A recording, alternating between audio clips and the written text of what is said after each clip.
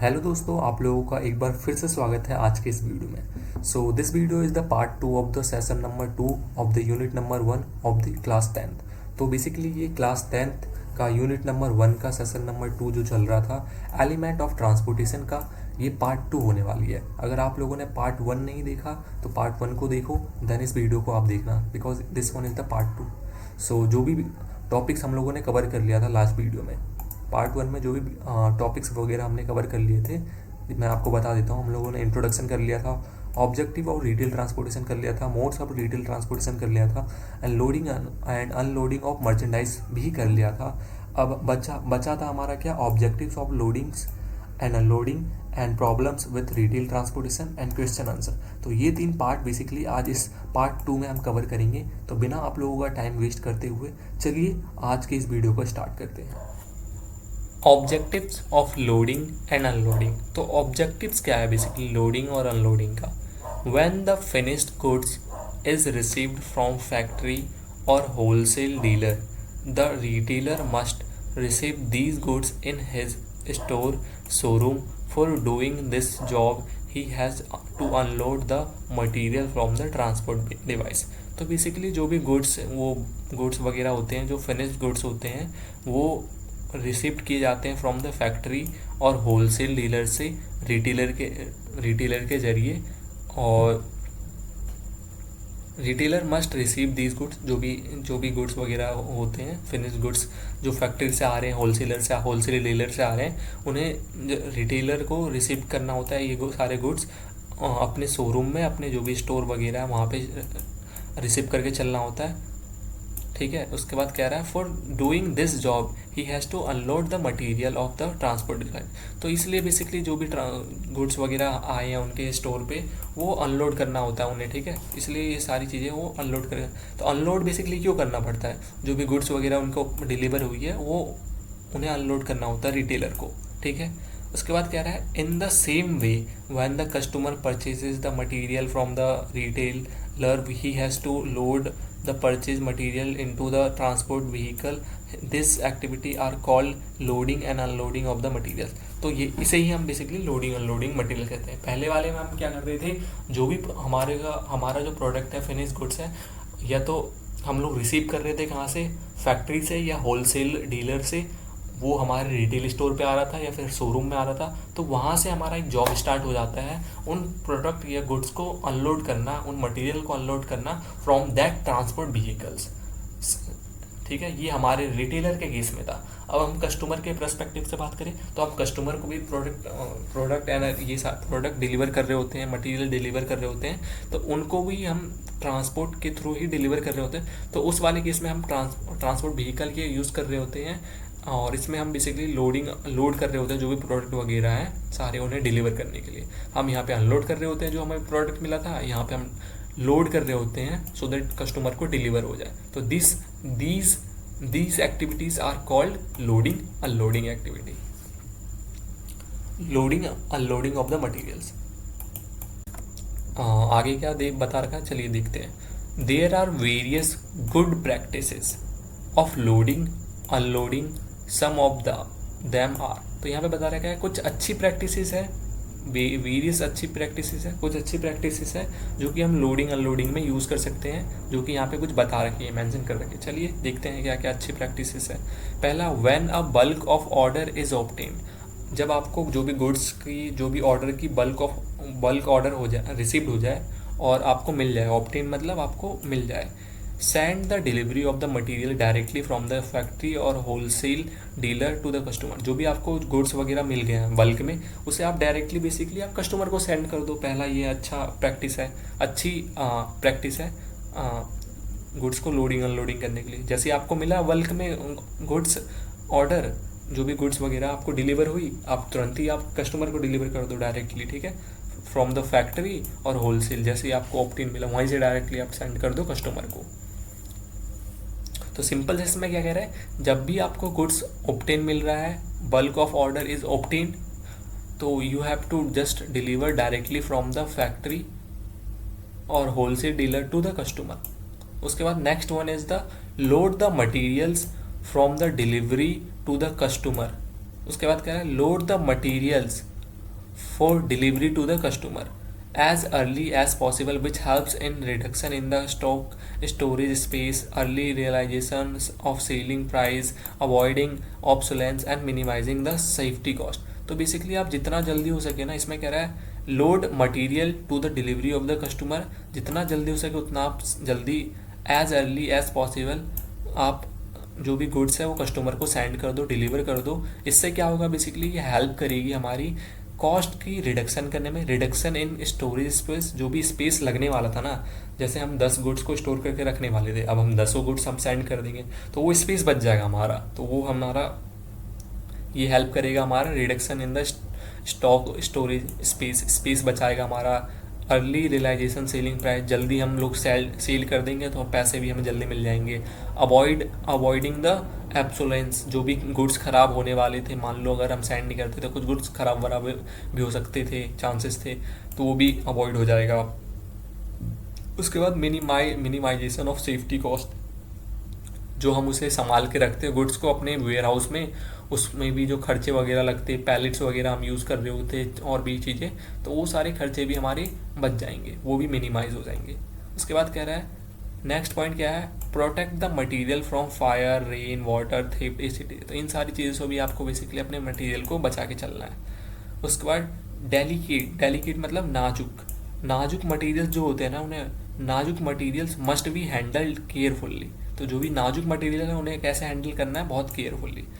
While handling the hazardous material basically जो खतरनाक chemical वगैरह होते हैं उस टाइप के मटेरियल्स क्या होनी चाहिए. वाइल हैंडलिंग हजार्डस मटेरियल, जब आप हैंडल कर रहे हो हजार्डस मटेरियल तो उन्हें कैसे हैंडल करना है. Extra safety measures must be taken while loading और अनलोडिंग. तो इन सारे जो भी हजार्डस मटेरियल है उनको जब आप लोड अनलोड कर रहे हो तो उसमें एक्स्ट्रा सेफ्टी मेजर्स को भी आपको देख के चलना है, मेंटेन करके चलना है. उसके बाद while loading and unloading of government rules must be follow toward the safety. तो जो भी गवर्नमेंट रूल्स एंड रेगुलेशन बनाए गए हैं टुवर्ड्स सेफ्टी, जैसे आपको हजार्डस मटेरियल आपको लोड अनलोड करना है तो उस टाइम आपको पूरी किट वगैरह पहननी है केमिकल से बचने के लिए. तो उन सारे जो भी रूल्स और सेफ्टी रेगुलेशंस वगैरह बनाए हैं गवर्नमेंट ने, उनको भी आपको फॉलो करना है.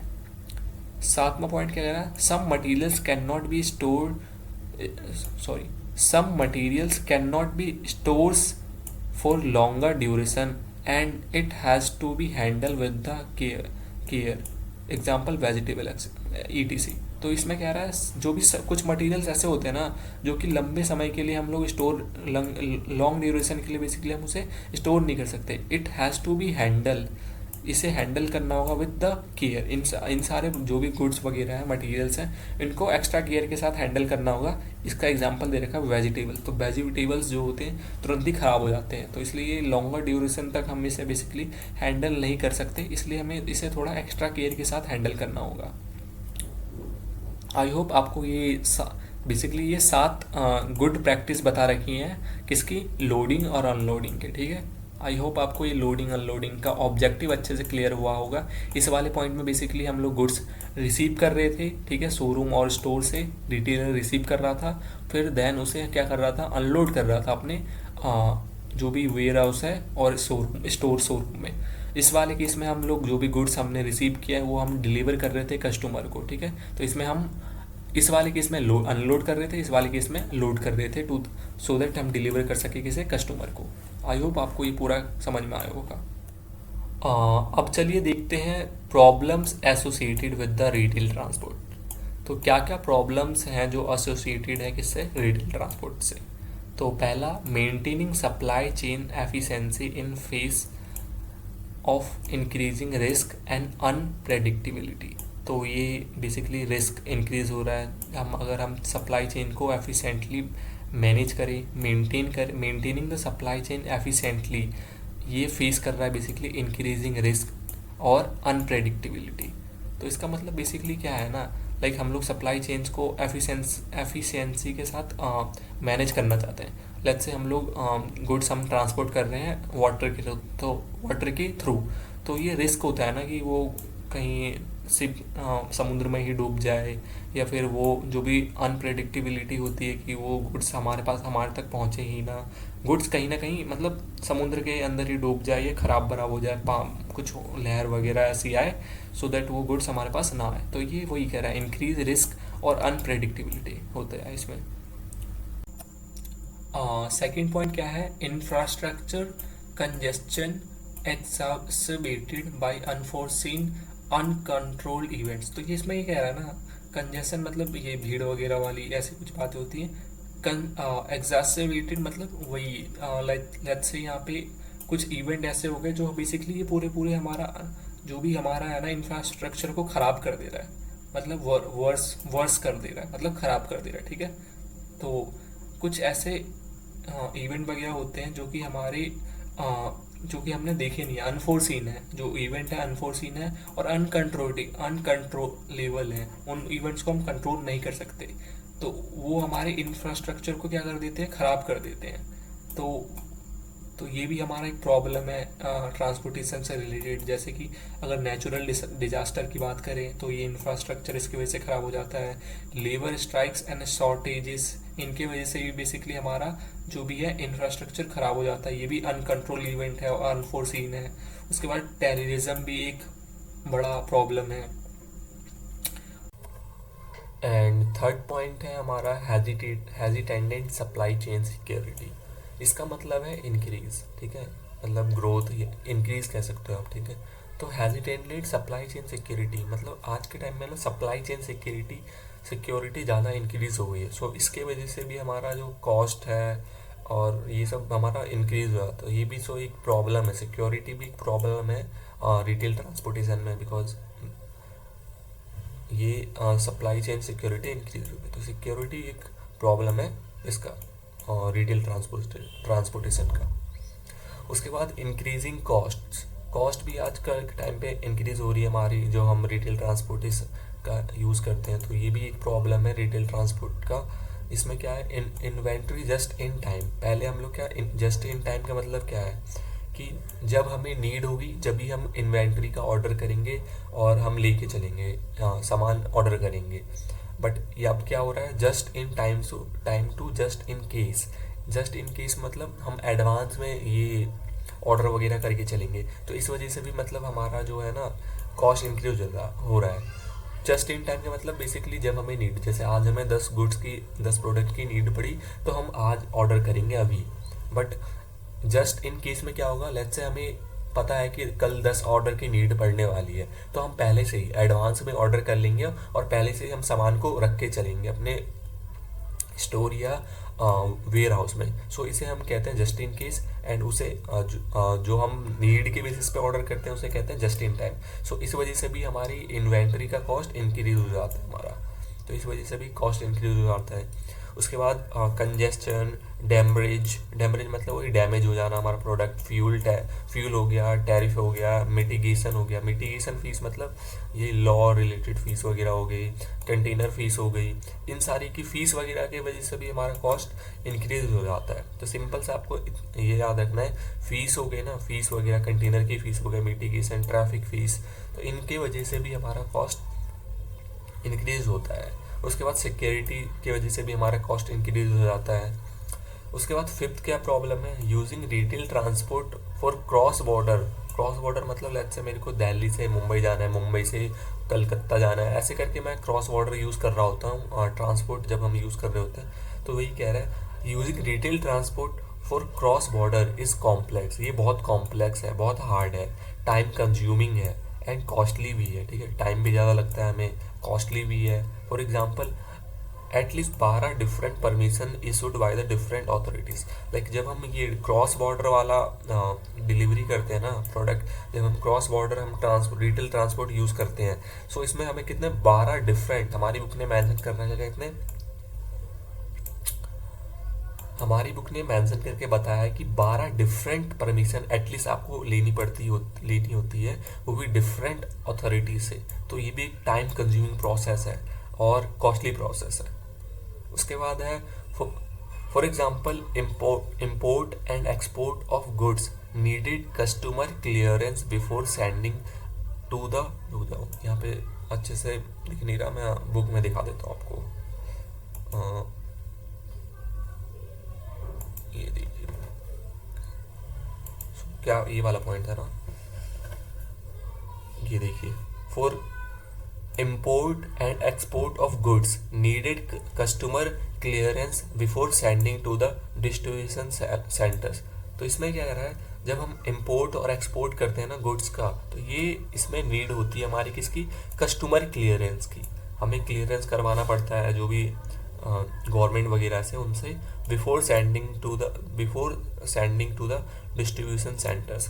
लाइक जब भी हमारे पास हमारे गुड्स आते हैं ना, तो कस्टम वगैरह वाले होते हैं, अलग डिफरेंट डिपार्टमेंट होते हैं जो गवर्नमेंट के, वो लोग हमारे गुड्स को क्लियरेंस देते हैं। देन उसके बाद हम लोग सेंड करते हैं अपने जो भी अलग अलग सेंटर है हमारे, रिटेल स्टोर है, अलग अलग सेंटर्स हैं और वेयर हाउस है, वहाँ पे हम डिस्ट्रीब्यूशन करके चल रहे होते हैं। तो ये भी एक प्रॉब्लम है, इसमें भी टाइम लग जाता है, कॉस्ट बहुत जाता है, ये और भी चीज़ें।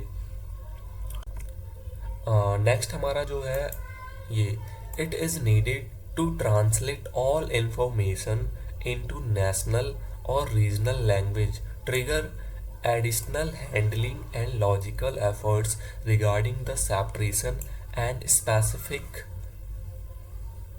Specific treatment of merchandise for different countries.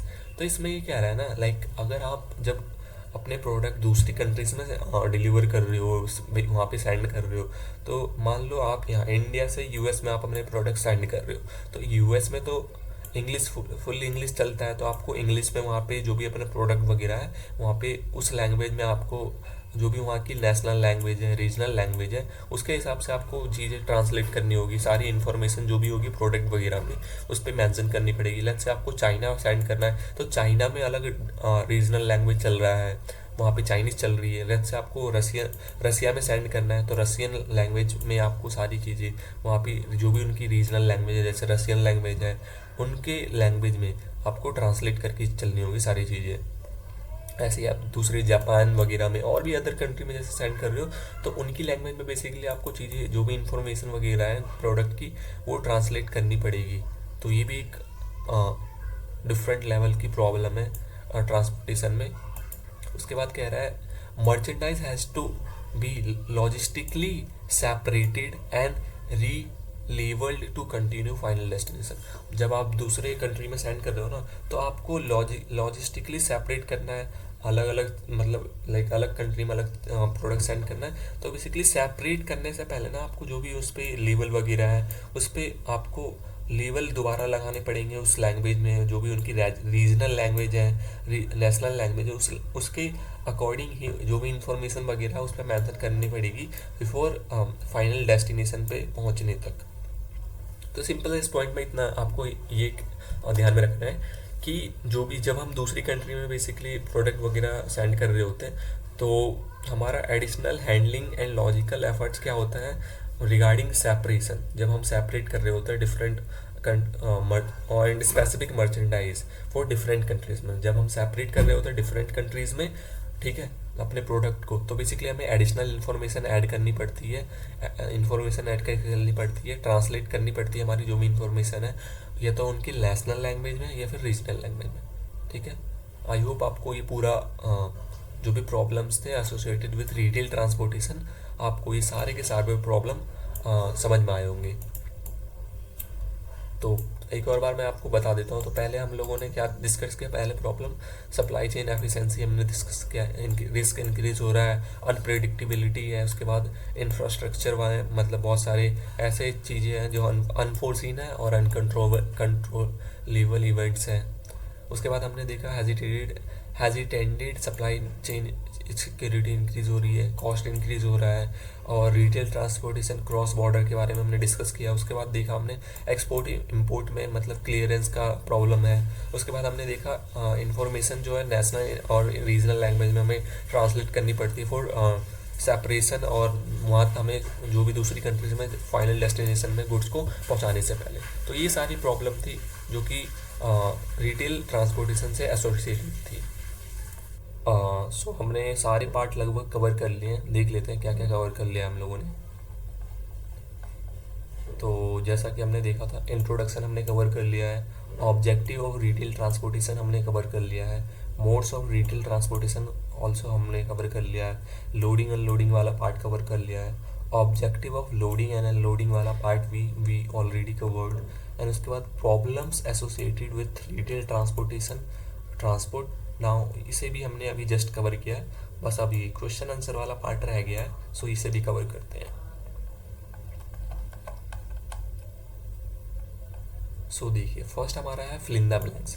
तो distance between 2 points is too high and weight of goods is small, then a combination of dash and dash can be used in retail transportation. तो हम लोगों ने इस पर अच्छे खासी discussion की थी। तो जब हमारा जो 2 पॉइंट्स के बीच में डिस्टेंस बहुत ज़्यादा है बट वेट है ना गुड्स का वो स्मॉल है, then a combination of dash and dash can be used in retail transportation. तो हम क्या यूज़ करते थे बताइए आप लोग। तो इसमें बेसिकली हमने आंसर क्या देखा था, क्या हमने पढ़ा था, जब डिस्टेंस ज़्यादा हो तो रोड का हम यूज़ करते हैं, ठीक है। डिस्टेंस ज़्यादा हो तो वी यूज़ रोड, एंड उसका वेट कम हो, गुड्स का वेट कम हो तो हम लोग क्या यूज़ कर रहे होते थे, एयरप्लेन। तो इसका आंसर हो जाएगा अ combination of road and air, ठीक है, रोड एंड एयर। दिखा देता हूँ मैं आपको यहाँ एक बार, ये देखिए, distance between 2 points is high but weight of the goods is small, a combination of road and air, ठीक है। उसके बाद सेकंड क्या है, distance between 2 points is too small. Distance क्या है दोनों पॉइंटों के बीच में, बहुत स्मॉल है, and weight of the goods is small, then dash can be use in retail transportation. तो इसमें बेसिकली रोड यूज कर रहे होंगे हम, ठीक है। तो देख लिए, मैं दिखा देता हूँ ये भी आपको,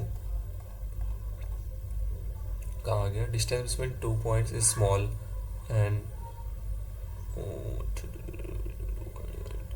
ये देखिए, तो दो पॉइंट्स के बीच में स्मॉल है, then we can use the road, ठीक है।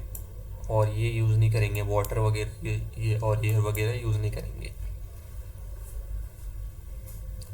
उसके बाद थर्ड, तो फर्स्ट में क्या हो जाएगा हमारा, रोड एंड एयर, सेकंड में हमारा ओनली रोड हो जाएगा। उसके बाद if the distance is high and weight of goods is also high, distance ज़्यादा है और वेट ऑफ गुड्स भी ज़्यादा है, तो हम लोग रोड एंड वाटर का यूज़ करेंगे। वाटर मतलब शिप्स वगैरह का यूज़ कर रहे होंगे। इसका भी यहाँ पे आंसर, इसके बारे में भी हमने डिस्कस किया था, ये देखिए, ये वाला पॉइंट है, combination of road and water यानी कि शिप का यूज़ करेंगे।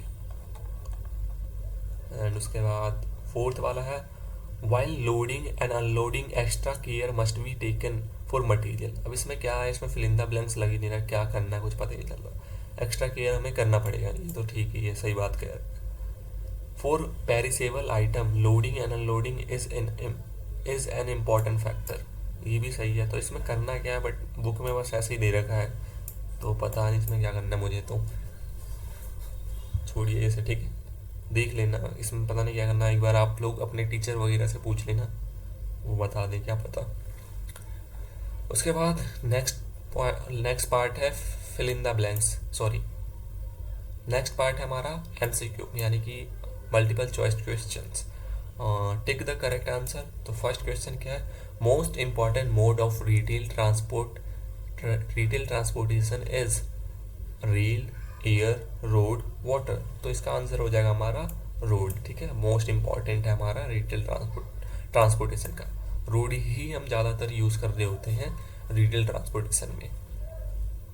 उसके बाद objective of retail transportation is, क्या ऑब्जेक्टिव है रिटेल ट्रांसपोर्टेशन का, improve the quality of goods, reduce the production wastage, increase the sales, timely deliver to the customer. तो इसका आंसर हो जाएगा D, timely deliver to the customer.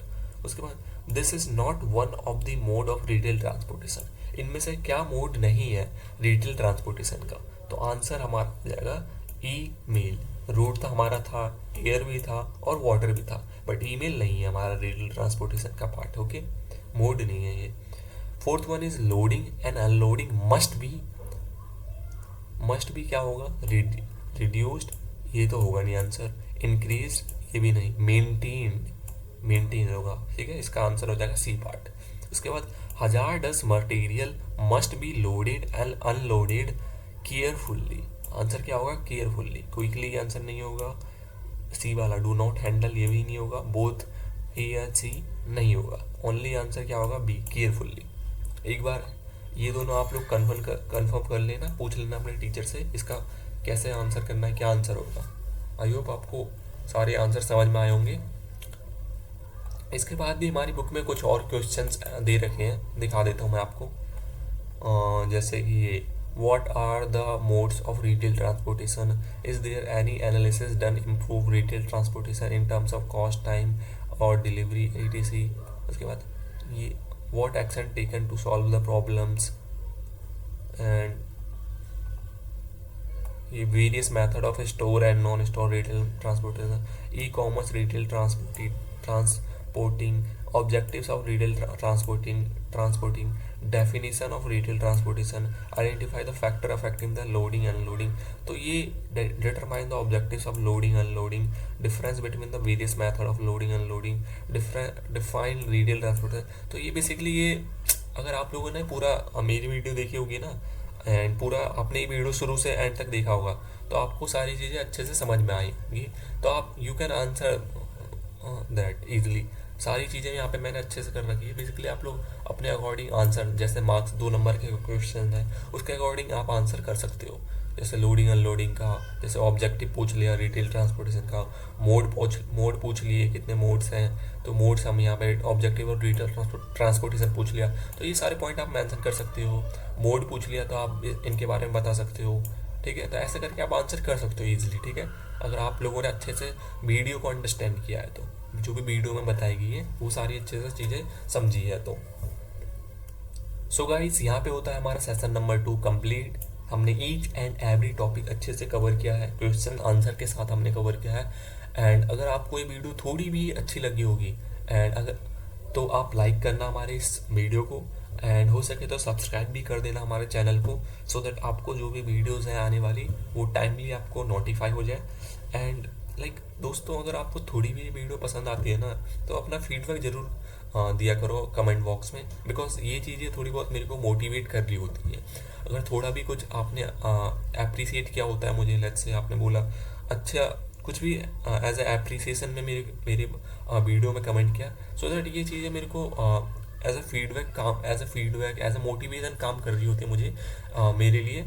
And ये इस वजह से मैं थोड़ा वीडियोस और जल्दी बनाने की ट्राई करता हूँ। So again thank you so much for watching this video, and बस यही कहना चाहता हूँ, फीडबैक ज़रूर दिया करो आप लोग।